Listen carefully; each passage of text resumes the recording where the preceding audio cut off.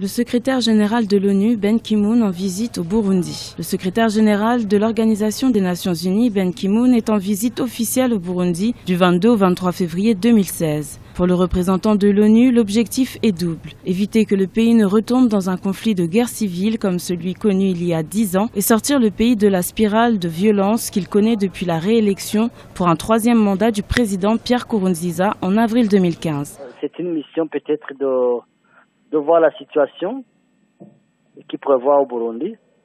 Il rencontre tout de suite les partis politiques qui sont au Burundi. Et puis il va rencontrer les associations de la société civile et les ONG qui sont ici. Probablement, il va s'entretenir avec les agents des Nations Unies qui travaillent ici au Burundi. Et puis, il va rencontrer le chef de l'État. Et ça, c'est à la fin de sa mission. Et à la fin de cet entretien, je pense qu'il est prévu une conférence de presse ou un entretien avec les journalistes, conjointement avec le président de la République.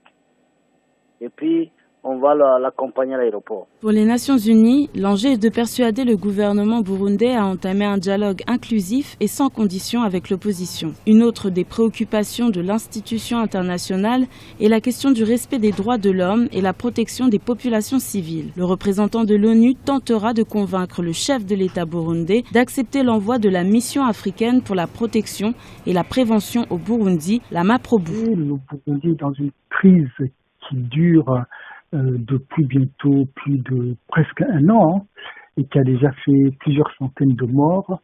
On a plusieurs milliers de jeunes qui sont dans les prisons. On a plus de 220 000 réfugiés dans les pays voisins. On a des discours de la haine à la radio nationale. Malgré l'impasse des négociations interburundaises entre le parti au pouvoir et l'opposition, le 20 février 2016, le procureur général burundais a annulé des mandats d'arrêt internationaux lancés contre 15 personnalités, dont plusieurs leaders de l'opposition, sur les 34 qui faisaient l'objet de poursuites. 2 radios privées fermées depuis mai 2015 ont également réouvert leurs portes sous autorisation du gouvernement pour engager au dialogue interburundais une délégation de 5 hautes personnalités africaines, dont 4 présidents, mandatés par l'Union africaine, devraient se rendre dans la capitale Bujumbura d'ici le 28 février 2016.